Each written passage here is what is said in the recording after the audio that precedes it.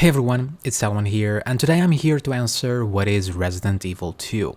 Well, Resident Evil 2 is honestly what every remake should be, at least if it's gonna be based on such an older game like the original title, and we'll get to as to why in a minute. Now, I don't want to draw too many comparisons to the original since I didn't play it back then, so I'm gonna talk about as the new fully fledged title, because let's be real, that's what it is. So before going deep into the game, let's talk about the options menu. Feel free to skip to gameplay if that does not interest you. With a time prompt up there on the screen. Now, the game does look great. This new engine Capcom created a few years back can really do some amazing things, especially when it comes to lighting and detail like facial expressions, to the gore and more, as we'll see in a bit. Overall, the PC port is also pretty amazing across the board, as you will clearly see here from the graphics menu.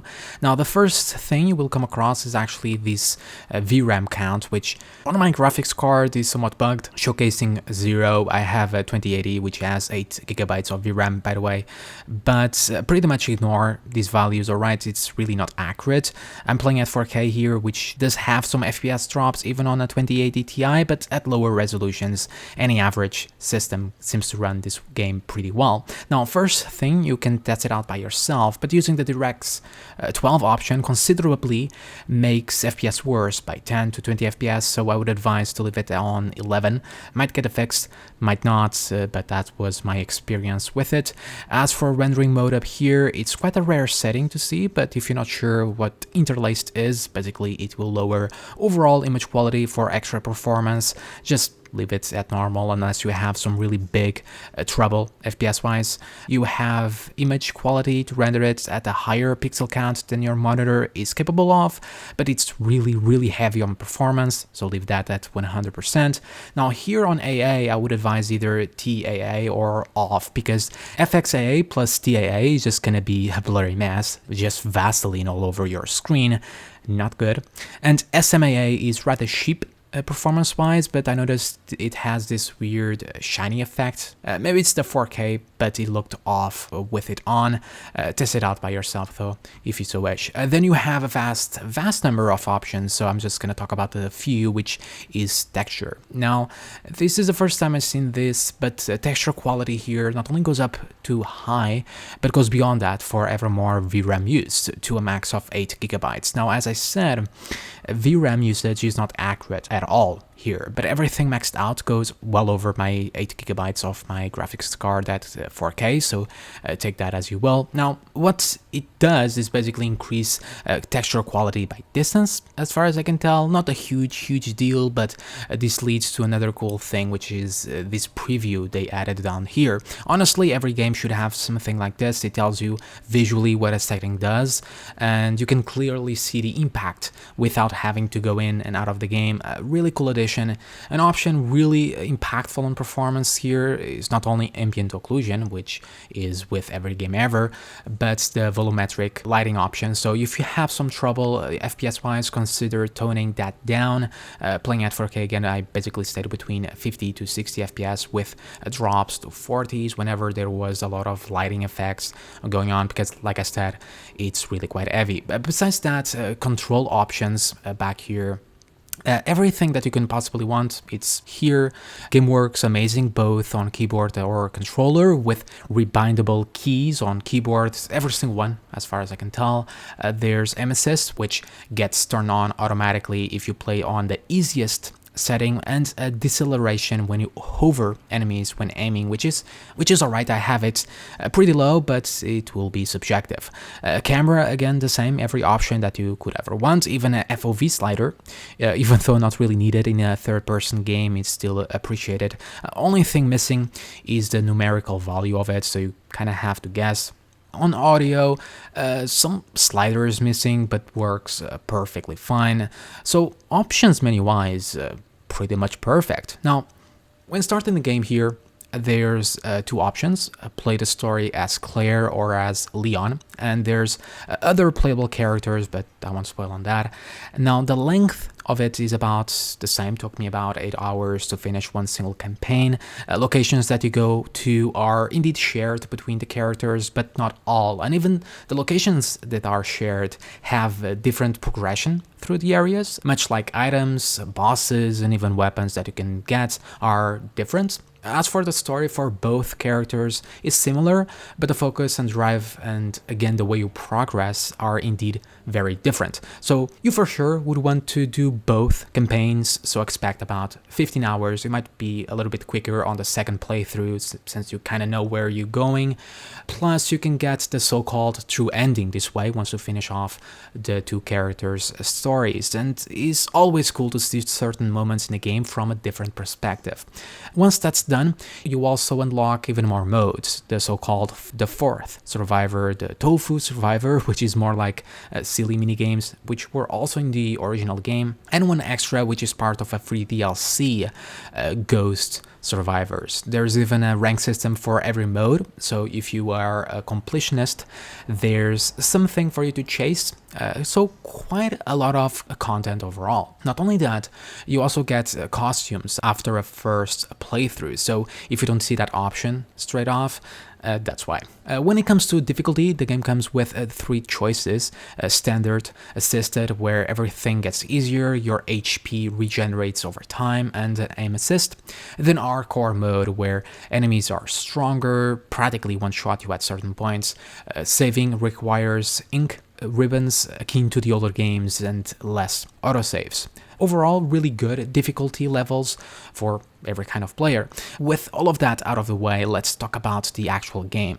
So Resident Evil 2, putting it straight, is an extremely tense game. And the way it achieves it is pretty interesting because it goes hand in hand in terms of intensity to games like Amnesia, Outlast, those kinds of horror games where it doesn't give you any fighting tools and you have to either flee or hide. Resident Evil 2, it's here saying, hey, we can do that too, while having the shooting mechanics and the action.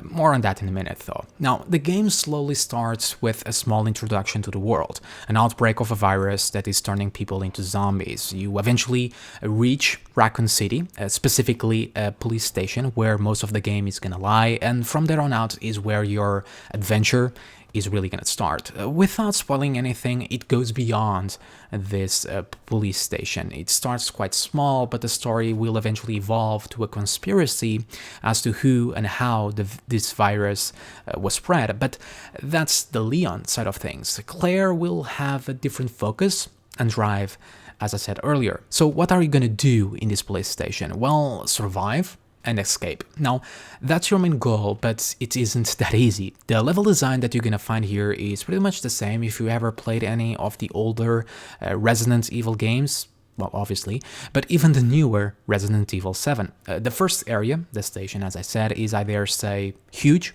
with tons of little areas and doorways that you have to progressively unlock. Not only that, the vertical and horizontal design of the zones, or rather areas, is also amazing. Now, some of these you're gonna have to go through to progress them in game. Others will be completely optional, like finding a nice little shortcut that leads to an area that you had no idea it connected to.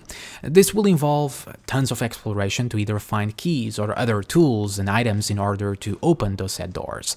Some will even require little puzzles, be in the game's item viewing or in the world itself. And the game doesn't handheld you in any way, shape or form. It limits itself by giving you all the tools and you have to figure out how to use them. Think of it as a messed up escape room, but with a lot more rooms and built like a maze. A good example I can find on this is at one point, and I won't specifically show this, so there isn't much spoilers. In fact, the footage in the background is mostly from the beginning-ish of the game. I came across some C4 on a wall. I clicked on it and there was nothing I could do with it. I shot it nothing. So I was like, all right, maybe I'll need to do something else later on. And much later, I came across one item. So I was like, I wonder what can I do with this, right? So I saved it. Then much later on, again, I came across another item. So I thought, what if I combine the two and try to use it on the C4? And guess what? It worked. Little things like these is what makes the game so satisfying to play. Once again, the game limits itself by telling you what's your main goal, but how you get there is on you to figure out. So there's a great sense of satisfaction out of it, and this is applied again to everything. Unlocking shortcuts in these maze-like areas, going back to a previous area to unlock some door, open up an optional safe or locker for some nice little rewards. Now, what you get out of exploring, besides the satisfaction of figuring out things, is the rewards, as I said, be ammunition, which is so scarce, extra inventory slots, new weapons, crafting materials like healing items or for bullets that you can build with the game sort of crafting / minigame to combo items. And everything that you find has its use and feels great to get because, as we will get to, the game can be awfully punishing in the sense that you don't get a lot of ammo or healing items. So playing even on the standard difficulty or more prominently on the hard mode, every last resource counts. Another praise is towards the map. You can find items to completely show you certain levels of the zone, so getting lost won't be too much of an issue, but every room that you explore will highlight the map saying if you have gathered everything on it or not, with blue and red colors. It will also keep track of every item and points of interest, so it adds some fairness to the game so you won't miss out on anything, but at the same time, it doesn't specifically handheld you in any way. There's a perfect balance between difficulty, as in not telling you how to do things and you have to figure it out by yourself, but letting you know enough that they exist in the form of this little quality of life tools like the said map. The inventory is where you can find some frustration. It is quite limited to 6 slots at first, and there's only a few items that stack. You can find upgrades 2 slots at a time if you explore and open up every secret area or safe and whatnot. But at times you might come across a room full of items, some that you might even need to progress them in game, and your inventory is just full and you have to get rid of something important. That happened to me a lot, especially in the beginning. That can suck and can be annoying, but at the same time, giving you less limitation when it comes to inventory would break some of the tension the game has and would make certain aspects of the game rather obsolete. There's also a neat little detail as when a tool served its purpose, a check mark is placed on it and you can safely delete it to open up a slot. Plus, you always have the option to backtrack to a safe area where you can access your storage and play around with all the items so you can get absolutely everything. This is the area where you will save your game as well. On the classic typewriter, the game does have a checkpoint system, or rather autosave, so you don't feel like you need a typewriter anytime you wish to exit the game, but it can be hard to tell when it actually goes through a checkpoint, so I never really trusted it and saved as much as I could by backtracking, and they are placed nicely throughout the world, so you won't feel like you going too much without one. Unless you want hard mode, then it's something else you need to be careful doing, as you are limited by the ink ribbons. Now, I talked about the level design and how it's amazing to just explore and find your way around the areas, but I haven't touched on how amazingly detailed they are. From the lighting to every single object that you come across, the game just bursts in detail. Not only that, even on an area like a police station, it feels quite varied. Every room feels completely different to one another. It's always creepy with tight corridors that can hide enemies, or darker areas that the only light source available is your flashlight, and as such you have to approach them in a very mindful way, hoping that nothing will jump at you. I'm always impressed on how they managed to do that. The same was done in Resident Evil 7, just a house throughout all of the game, but it always felt varied and unique. The sound design is equally amazing, from the zombies, groans, to the overall environment, cracking, banging on windows, shadows, the rain, the winds, all these little sounds everywhere, making you ever more tenser. And that's the thing, the game never really scared me. There's no cheap jump scares, it's just tense and scary with a sense of unknown of what's lurking behind the corner, or when you're trying to get away from enemies. More on that in a bit. Overall, one of the best atmospheres in a Resident Evil game to date. That said, the second zone that you go to is not as impressive. It still employs the same gameplay mechanics, but didn't have that thing that the police station had. The last zone was the most unique out of all, visually and thematically, and was better than the second zone, in my opinion, but still the police station is where the level design is at its absolute best. But what about the combat, you ask? Well, the combat ties in perfectly with the level design and exploration and the overall world, because like I said earlier, the game keeps you on full alert mode throughout. In fact, as you progress through it, hour after hour, it gets even tenser with tougher enemies. That sometimes your only tactic is to run away and hope for the best. The only time you feel safe in this game really is when you reach one of those saving areas where you can finally breathe. The zombies in this game must be the best iteration of zombies in any Resident Evil game, or hell, any zombie game.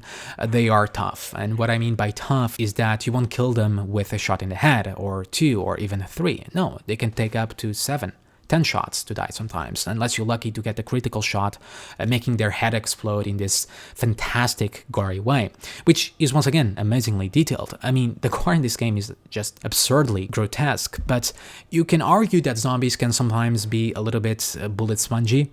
That said again, once you acquire the shotgun or another powerful weapon, a single shot to the head will kill them. Problem will be the ammunition, as I said, as it's so scarce. But now there's all these decisions you're gonna need to make, and decisions makes up for engaging gameplay. Often you don't really need to kill zombies. They are really slow. You can just run past them most of the time, or just shoot them a couple of times till they fall or get stunned. Usually means they are not fully dead, but gives you enough time to go where you need to, and in turn saving your ammo. The same is applied but on zombies that are lying on the ground, often are still alive. Well, sort of. So it's your choice to either be safe and shoot them, or just leave them be and risk them waking up later on. So all these decisions that you have to make keeps you so engaged with a game of what should you do? Should I skip? Can I afford killing them? Add to that the fact that zombies are threatening throughout the game from beginning to end. I never really got bored of them. This also means that the exploration aspect that I mentioned and praised earlier have that good old risk versus reward, which again further immerses you, engages you, making those rewards matter even more and feel like you earned them. Now that said, zombies can chase you, which is cool. Going beyond doors isn't gonna save you either. They will bang at it till it opens, which gives you these moments of oh shit as you run away. Unless you go through 2 or 3 rooms, then they will give up. The same is applied on windows, but you can barricade them with certain items. I just wish there was more of this, like little traps or little things that you can protect yourself with. I think the idea to cover the windows was a bit gimmicky, but more could have been done with this. But obviously there's other types of enemies in the game, like lickers, powerful and agile creatures that are blind, so you can skip past them if you're quiet and if you are patient. But their noises and even just the way they look is just so unsettling, and even when you're quiet, they still sense you somewhat, so they just walk slowly at you, because they are hearing something and you are walking slowly back to you, so it doesn't detect you. Your flashlight is pointing at him and you're just hoping that the zombie doesn't come around the corner, and then you start thinking, should you shoot it? Should I make a run for it? Should I just be patient and keep this up? And these levels of intensity that puts your heart racing, that puts you at the edge of your seat, not only makes you fully immersed, is the perfect description of the entire game. There's 2 other types of enemies later on, but that will involve a little bit of spoiling to state them. But pretty much they will involve shooting weak points or run past them if you can, but they are much tougher than regular zombies. As for bosses, this is what you can expect from a Resident Evil game: run away and shoot their weak spots. I personally found them to be okay. The best part about the bosses is when you get this really powerful zombie-like creature called the Tyrant, or Mr.X, I think, that pursues you in the game. Is yet another layer of tension of having this unstoppable force constantly chase you around. Honestly, my heart was pounding at every second when that started to happen, dreading to go to a certain area in case he was there, but I had to, so again leads to decisions and risk versus reward feelings. Should you go there and risk it? If you played Resident Evil 7, it's pretty much like that. Now, as for the gameplay, when you actually decide to shoot them up, it feels amazing. Your pistol feels great, though weak as I described. You cannot spray your weapon, they have a good kick, so you actually have to aim properly. Shotgun feels amazing as well. You can have 4 weapons total that differ from character to character, from Claire and Leon. You can even find items to upgrade the said weapons if you explore every nook and cranny. Now that said, the game isn't action-packed, besides the ending a little bit, but when you start shooting, it's equally as amazing as the scary and creepy side of it. But every shot counts, so the game incentivizes you to aim well and make the right decisions. Missing shots is honestly something you will hate yourself for doing. Now, there is one annoying part about the zombies, and that is the grabbing mechanic they have. A zombie's way of damaging you is getting close, grabbing you, where it goes into this animation-like cutscene, then bite you. This can often be a little annoying of going through the animation over and over, but worst is that sometimes their animation to grab you isn't that entirely clear, and you can die in just a few bites, 3 to 4 even on a standard mode. That said, the grabbing mechanic has a counter move. If you have a knife or a bomb, you can escape for no damage. Nevertheless, it still is a little annoying sometimes. Now, the knife is something that you can use to finish off zombies on the ground in order to save bullets, or as a last resort, defense type of mechanism on the grabs. However, it does have a durability to it, so it will break after some use.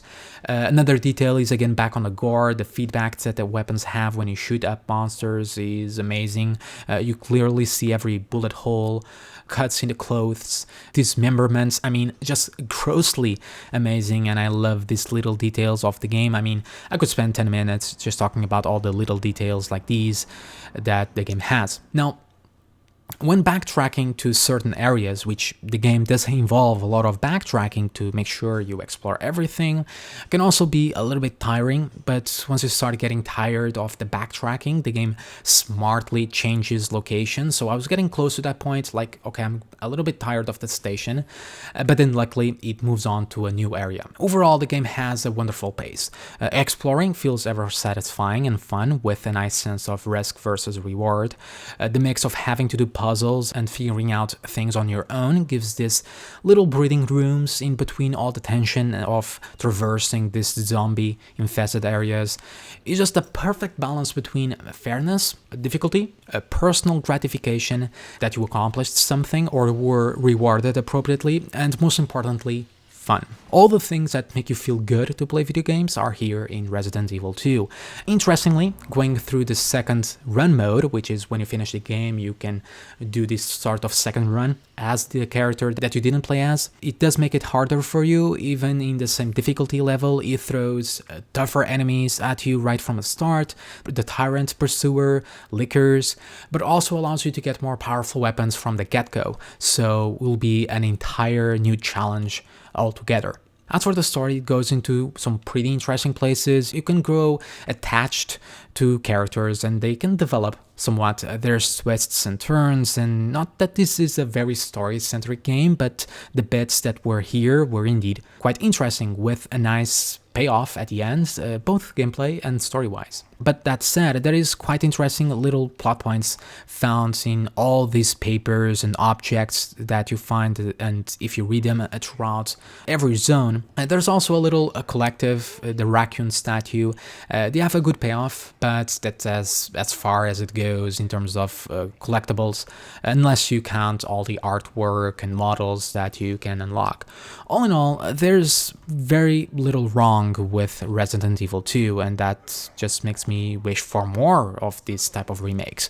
Honestly, this puts to shame any other remake that has ever come out, and I believe Resident Evil 3 is in the making, which will allow us to travel the actual city, so Raccoon City, because here on the 2 you barely do any of that. You do see the city, but it's just for little moments, as you are mostly in these enclosed spaces, so don't expect to be running around the city anytime soon, but maybe sometime in the future. Alright guys, that does it for me for today. I hope you enjoyed it, and as always, remember to subscribe and like for more videos like this, and thank you for watching, and I'll see you all again soon.